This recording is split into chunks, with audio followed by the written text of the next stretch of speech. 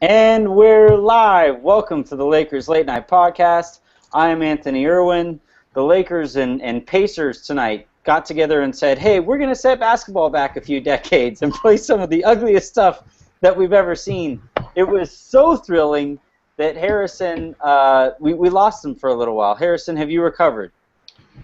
I am awake. No joke. That game was so bad in the third quarter. I think I just passed out. I was asleep. I got woken up by the sound of Anthony calling. So you guys are gonna have to get me through what happened in the last quarter and a half there. I'm gonna have to go and watch some tape tonight or something because it's exactly what you would expect. It was a close game late, and exactly what you would think happened. We're also joined tonight.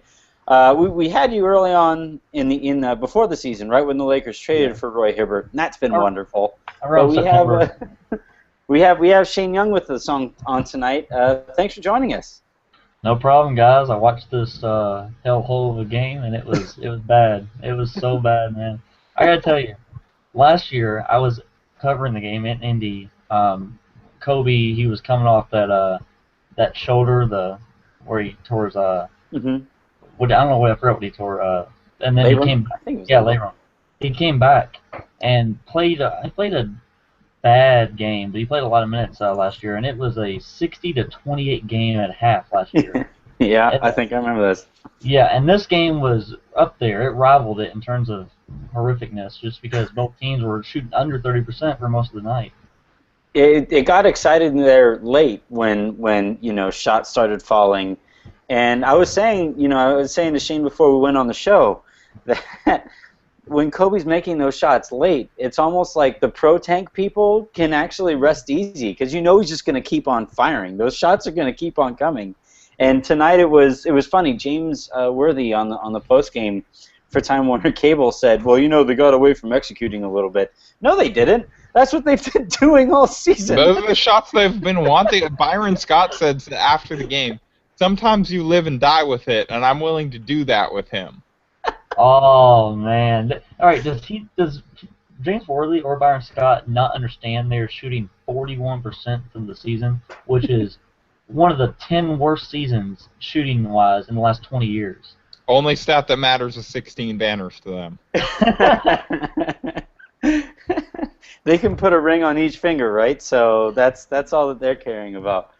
But it really sounds like, and I'm not going to say the actual word, but when you say you can live and die with Kobe's shooting performances, Byron Scott's Kobe's ride or die B. Like that's how how this season's going. Like man. Anywho, but the Lakers and the Pacers, like we said, it was just really ugly all night. The Pacers were up double digits, and then the Lakers crawled back in the third quarter, and then eventually took the lead in the fourth quarter.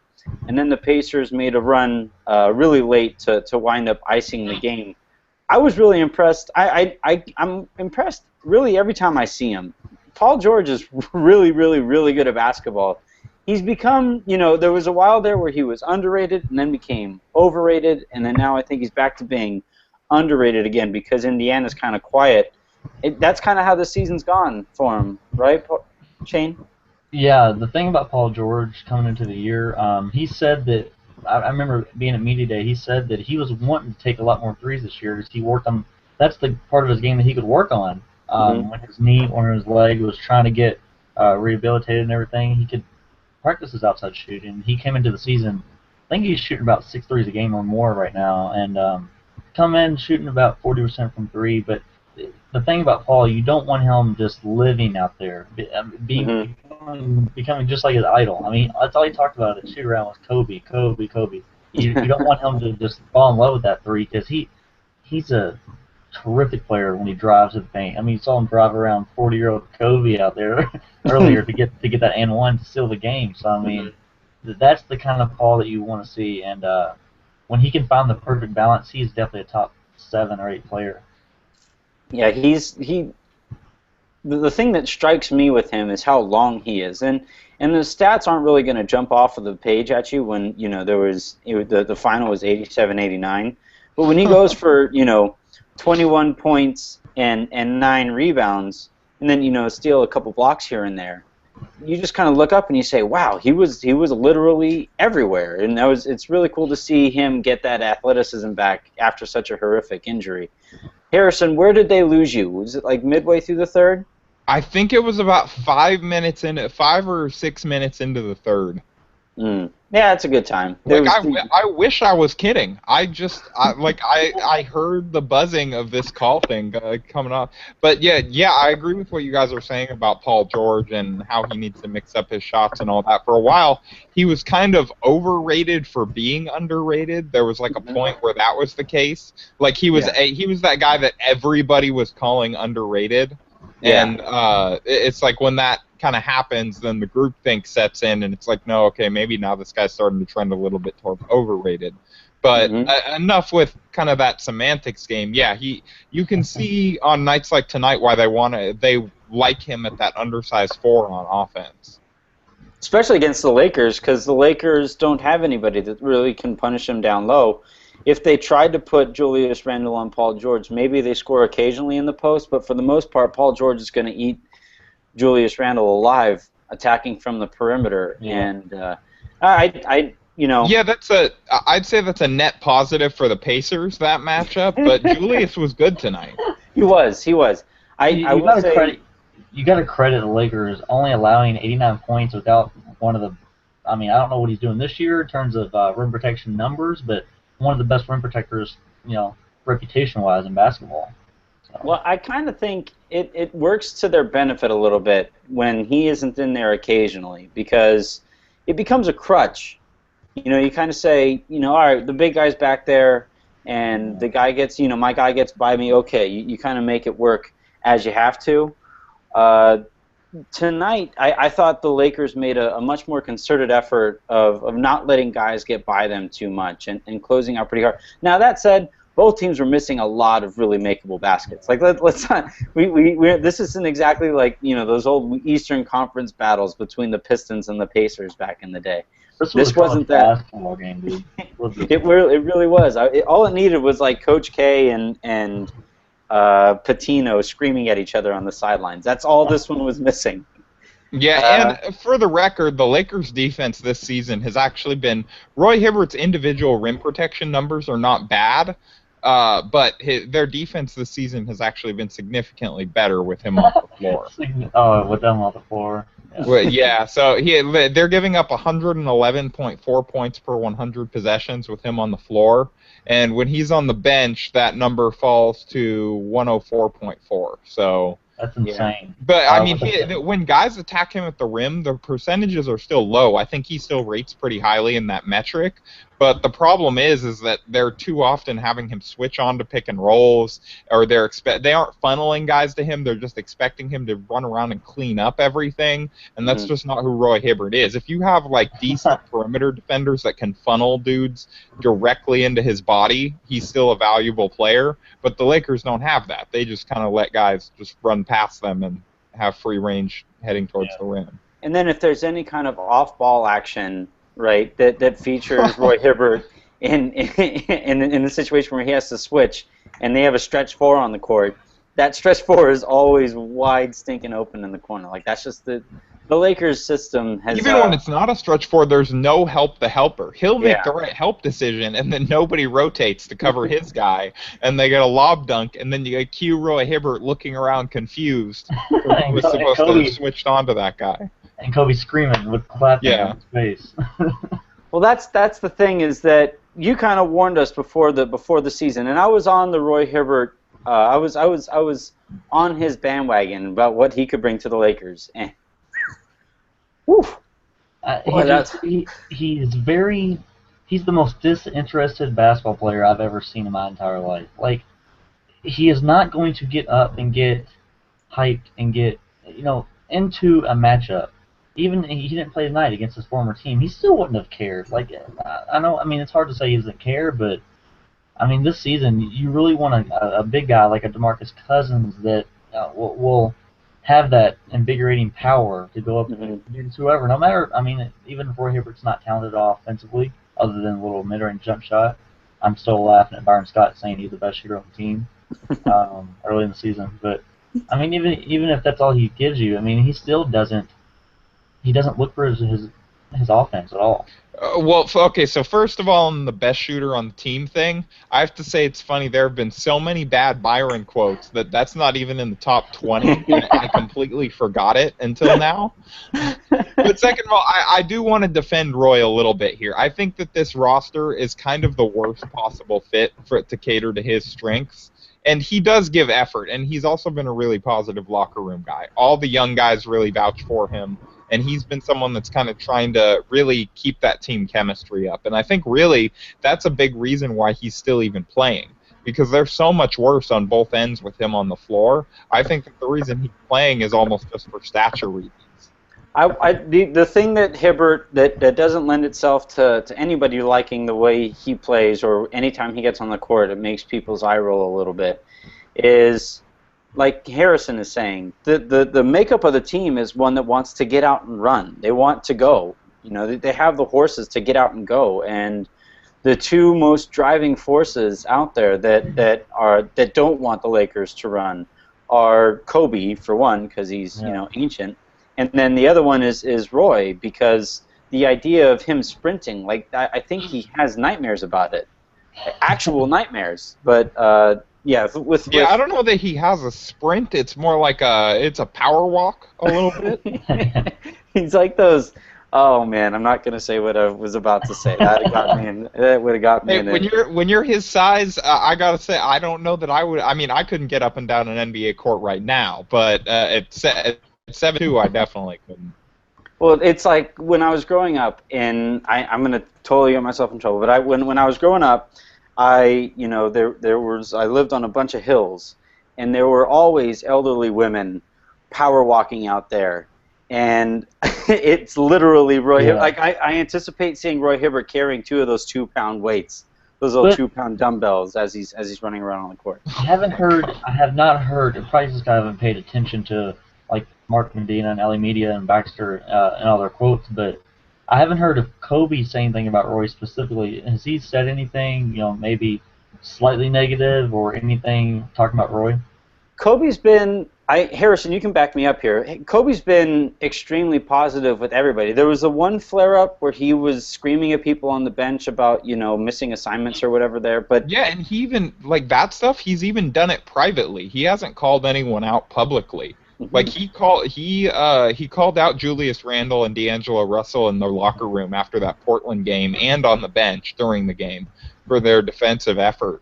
But he's actually not. He's I think making an active effort to not criticize the team through the media, which has been kind of surprising given how bad they've been. Yeah. But I think at some point he knows it's the pot call. Like he's not oblivious. He knows he hasn't played well. So I think he just doesn't want to be that guy that's the pot calling the kettle black. It's surprising considering last year he really went on a rant and a rampage to do so, and now I mean he's just a completely different person. I guess because he knows he's only got 30 some odd games left, and you don't want to be known as that. So. You don't want to seem like the bitter old man shouting at everyone on your way out the door. He also got some pretty negative pub from that. Like nationally, he got kind of killed for that. And Kobe almost never gets criticized. He's a genius when it comes to marketing his brand and stuff. So when that happened and there was a bunch of criticism nationally, I kind of wonder if he kind of took a step back and said, all right. These millennials can't have that, and apparently I'm not going to do that at the end of my career. Going back to Roy Hibbert just briefly, speaking of him, he just tweeted a thank you to Miles Turner for lending him his blazer for tonight's game. So apparently there aren't a lot of 7-footers in Indiana, and I guess he had to borrow the opposing rookie's suit once he realized he was going to have to sit out. Your good boy Tom. TGF Sports tweeted that Mike D'Antoni's a very good coach. That's just random, but I figured I'd say it. Oh yeah, no, that's definitely his opinion, and I mean I don't disagree. Yeah. All right, so we're going to shift gears a little bit here. Just a quick, we won't have to be on this for very long, but Paul George at the end of the game. Harrison, do you have the exact quote in front of you? As far as what? Well, I'll just paraphrase since I don't have it in front of me. But he said basically after the game that it was nice playing in Staples Center again tonight, or something along those lines. And Paul this has George been, to LA confirmed. yeah, but it was this has been a trend that's kind of gone on all season. You're going to get the Kobe farewell tour stuff. But I don't think this is the first time George has kind of called out Indiana fans, right? It was George Hill. 2 years. Okay. It was the Dwight Howard, Steve Blake, Steve Nash, Antoine Jameson. That team, my favorite team that failed. So, all right. George Hill after the game said it was probably 70% Laker fans, 30% Pacer fans, and after that settled in, it's been worse every year. Last year I was there. It was probably 80-20, and I mean you saw it for yourself. Yeah, Whenever tonight was crazy. When Kobe was hitting those 30-footers, like, you didn't see a Pacer fan in the arena. Is that singular too when the Lakers come to town, or do the Pacers have a problem drawing? No, they don't have a problem because when the Thunder come, it's a lot of Pacers. There's no the pull for KD and Russ, the pull for LeBron is nothing compared to what I've seen with Kobe, and it's weird. Indiana's one of the only teams that have lost to the Lakers in the finals, and still they are beloved Kobe fans. So, that kind of brings me to a question that I had for you that I wanted to ask you while we had you, Shane. I think that you were the one earlier that first tweeted that the Pacers didn't have a post-game video planned for Kobe, or a tribute video planned for Kobe tonight because there were still sore feelings of the 2000 finals, and there were more Lakers fans in the crowd tonight than Pacers. Like, who still has sore feelings? I don't know. To be fair, I did a search. I typed in, just because I wanted to do some research, I typed in Kobe Pacers on Twitter, and what it found me people that were talking about Kobe, the Pacers game. A lot of them, I looked and see where they're from. A lot of them from Ohio, a lot of them are from Kentucky, just traveling up there, or like southern Indiana. But if you get like Indianapolis, they're full-bred Pacers. I mean, you're going to see some Kobe fans here and there, but I think that around this Midwest region, you have a lot of travelers that come there and stuff. So it's not a full home base. Yeah. And that I couldn't find any quote from Paul George talking about it was nice to play in Staples Center tonight. But somebody did ask him how he got by Kobe at the end of the game. I guess this was something that happened towards the end. And he said, well, he is old. Oh, man. He should probably watch himself on the way to his car. Kobe's going to send some Peyton Manning's goons after Paul George. Did you allegedly talk about Peyton for like a good 5 minutes tonight? I mean, it's like it's his father or something, the way he's talking about on fight. All right, so we'll just wrap up here. We'll take a trip around the league. The big news today, we'll do this in two parts. The big news around the league today was Derek Fisher getting fired. And, of course, all over Lakers Twitter, the reaction was XYZ coaches have been fired, and somehow Byron is still stuck around with the Lakers. And it just makes you want to drink at 8:30 in the morning. But with Fisher, I was kind of shocked. I knew that they were kind of underperforming, but I don't know what their expectations actually were for this. I think something's going to come out about that. There's got to be some behind-the-scenes stuff here. Mm-hmm. Otherwise, I don't see it. I mean, there was that Charlie Rosen thing, who's basically been kind of known as a mouthpiece for Phil Jackson throughout his writing career, where he was writing that, actually Kevin Ding reported that that Phil Jackson didn't see Derek Fisher as a true head coach, whatever that means. Weird. And then Charlie Rosen was talking about how Derek Fisher was going away from the triangle too much. He was running too many pick and rolls, and Phil Jackson didn't like it. So that would lead me to believe that Brian Shaw would probably be a more leading candidate there than Luke Walton is, like everybody's panicking about. But I guess that we'll see, because that was the other big thing from Lakers Twitter today, was everybody was really worried, okay, now we really have competition for Luke, because like that Phil Jackson coaching tree is pretty barren. And so the amount of candidates that are going to come in and have a lot of experience in the triangle is very short. Why are they so hell bent on the triangle? Like I know it's won championships. I know it's so great. Like, why is that the end all be all for this team? I mean, they have so many pieces that don't necessarily fit it, and I think that running good pick and rolls and developing Porzingis in that way. I don't know why they're so like, okay, if you're Ron Shaw, you have to come in here and you have to run this. I think at this point, I think he wants to prove it can win. I think he wants to prove that it's still relevant today, and it just doesn't seem to be when you watch, teams that run triangle elements. It just produces a lot more mid-range jumpers. It just isn't quite as quick hitting. I don't know that, especially with their roster, I don't know that it's the ideal system to run.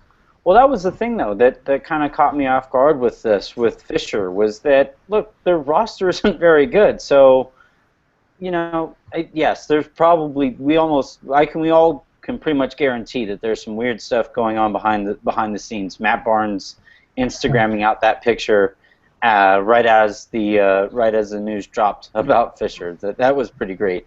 But, yeah, there's some. I saw some people tweeting pretty kind of almost sultry rumors earlier today. So we'll see what comes up with that. I was kind of thinking, you guys can follow up on this. I can't think of many guys whose reputation have fallen further faster than Derek Fisher's. Right? When he was with the Lakers, he was this upstanding guy. Not only was he going to be a coach, but he was going to be working in front offices. I think it was Dave Miller on the pregame show today was saying that he thought Derek Fisher was going to run for president at some point. Yeah. It was one of the pregame guys. I think it was Dave Miller. Coach Dave Miller. It's weird. If that is the case, or maybe Dave Miller is positioning himself in case Fisher gets another job, but I do wonder. He went from having that reputation that he had before to now. You remember when the guy who messed around with Matt Barnes' wife? There were some people questioning whether or not when he left the Utah Jazz that was a little shady too, and that involved cancer, with his kid. I don't know if that was shit. I mean, I think it ended up obviously working out better for him as a player, but I think that the reasons were legitimate. I think the medical care in LA, I think, was head and above, like shoulders above what it was in Utah. Right. What was your takeaway from that today? I guess, Shane, it's just, man, there's a lot of really good coaches out there. My takeaway, like any time that in the NBA, you can kind of suspect when a coach is going to be fired. Like, for example, if George Karl got fired tomorrow, we wouldn't be shocked one bit because we know it's coming. You didn't hear any rumblings about this. I mean, nothing leading up to it. I didn't hear it. I don't know if you all heard it from Twitter or anything that Knicks are going to closely look at their head coaching tree right now. No, I didn't hear anything like that. It just came out of nowhere. And Phil, I was listening to First Take. I should shoot myself for doing that.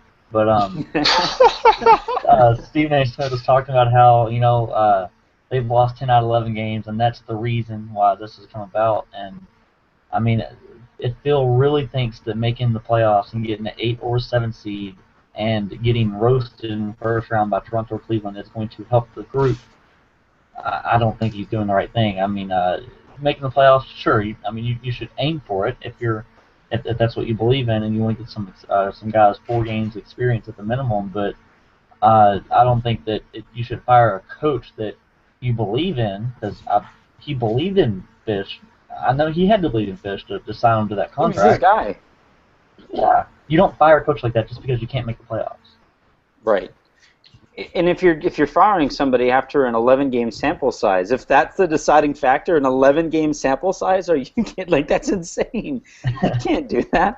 The other one, the other aspect I wanted to talk about, and I've never seen this before. I honestly have never seen this before, where national people are taking shot after shot after shot after shot after one guy, or at one guy. And if you look on Twitter, it's always, HP Basketball is taking shots at Byron. The ESPN guys nationally are taking shots at Byron. We take shots. Oh, the Lakers guys, obviously. Even the beat reporters, to a certain extent, are taking, subtweeting things that, nitpicking things that Byron is saying. Shane, you've been doing this, I think, a little bit longer than both Harrison and I. It's a couple years. Have you ever seen anything like this? Even as a fan, I never noticed it. I have. I mean, I know one instance that you have. Maybe you weren't doing it this time, but everyone that I followed around Mike D'Antoni's era when they were the worst. I mean, they could not defend.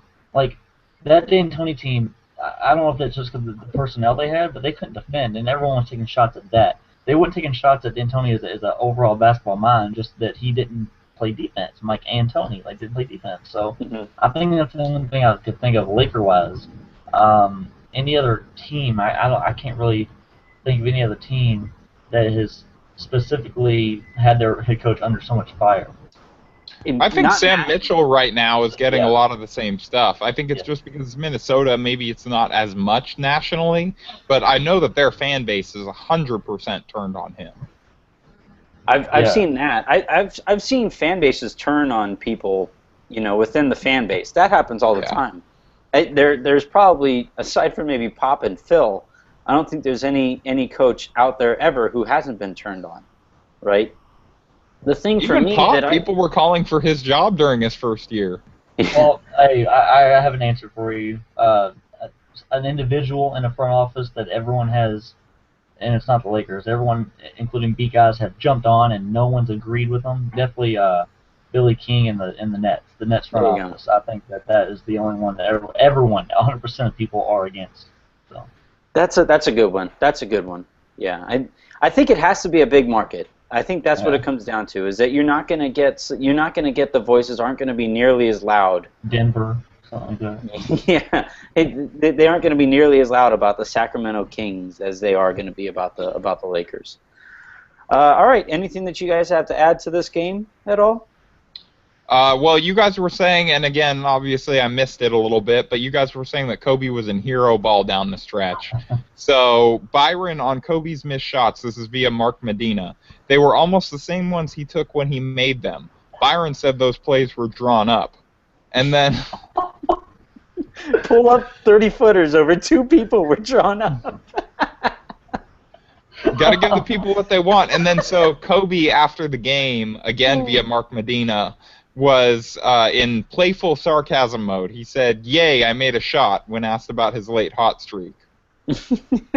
Well, it's like we said when we had Tom on here, right? That the Lakers weren't doing anything special. Nobody was changing their play at all. He just happened to make those shots. Tonight, the shots didn't go in. I guess the only thing I have to close with is it's February 8th right now. I'm going to give you all, give me a date that D'Angelo Russell starts again. Oh, I think it's coming after the All-Star break. Byron's being really vague about it, but he keeps saying, "I'm not going to tell him," or "I'm not going to tell you guys when," but he's going to start. He's too young for me to have a meeting with that about him, but I'm going to start him at some point. Byron Scott's going to walk out onto the court. If D'Angelo Russell happens to start that rookie-sophomore game, he's going to walk onto the court and say, "You haven't earned this privilege, son." He's going to pull him off the court. Just stop the game. Yeah. Who's coaching that game? Is it Messina, I think? No, I think Messina's probably doing the World. It's going to be another assistant from either the Spurs or Cavs. Yeah, the Cavs. Oh. Bring back Blatt to coach yeah, seriously, that game. just have Blatt coach the rookie sophomore game. Like, then it won't be awkward. Like, I can see how it'd be awkward if he had to come in and coach LeBron. But, like, he's not doing anything. Just, like, bring him back for that night. D'Angelo kind of shrugged me off today. I was trying to get a one-on-one with him, and I don't think he heard me, so he just ran off the court. But, all right, D'Angelo. Have a good one. All right, so that does it for tonight. Thank you very much, Shane, for joining us. Where all can we find you? You're at Shane Young NBA, right? At Young NBA. At Young NBA. No, your email is Shane Young NBA. Yeah, Shane Young NBA. That's my email. You can find me at Young NBA on Twitter. I write for today's Fast Break, a new site that I've joined over there. My first Lakers piece will be up tomorrow, talking about pick and roll efficiency with this team and the best lineups and worst lineups. That would be pretty funny. And a D-ball breakdown. Great. Great stuff. And all right, I'm actually looking forward to that one. Yeah, that's going to be good. And then Harrison, you just had a piece go up today, a really good profile on folk hero Robert Upshaw.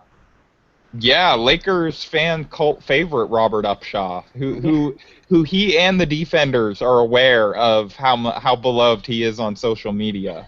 So I thought that was kind of funny that I was able to get them to talk to me about that. But yeah, no, it was. I was really proud of that one. You can find it on Silver Screen and Roll. I was able to sit down with Robert for a little bit after his game against the Blue a couple nights ago, and I was able to talk to coaches and other staffers around the defenders, and the excellent Scott Chasen of the Kansan, and he writes for Valley of the Sun, I believe, was able to get some good quotes for me from Tarek Black and Ryan Kelly, so I thank him for that.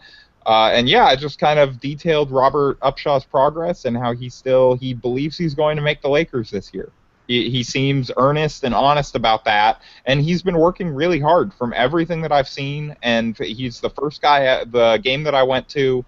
He was the first guy out on the floor working out before the game, just working on shots from all around the floor. Everyone around the team raves about how hard of a worker he is, how much weight he's lost, all of that stuff. And maybe it won't translate to a call up this year, but he's working really hard. He's doing everything he can to make it happen. So. Did you notice any difference in what you saw from him in game versus what you saw from him in Summer League? Oh yeah, miles and miles ahead. He's just in such better shape now. Even though he's coming off, he missed about a month with an illness, and so they're kind of slowly working him back in right now. But yeah, he looks like miles and miles ahead of Summer League because he's in decent shape now. He's dropped 50 pounds since the summer. Man, oh yeah, I need to get on that diet. Yeah, it's a viral illness for part of it, so yeah. All right, well, I'm gonna go shake hands and then eat a burger with Robert. Oh, geez. All right, so on that note, we're gonna get out of here. Thank you very much, Harrison. Thank you very much, Shane. Thanks everybody to everybody who tuned in tonight and who's tuned in all season. We're almost there. We have about 30 or so games to go until we're out of this damn season. Thank you guys, and I'll talk to you later. All right, thanks, Anthony. Always a great time.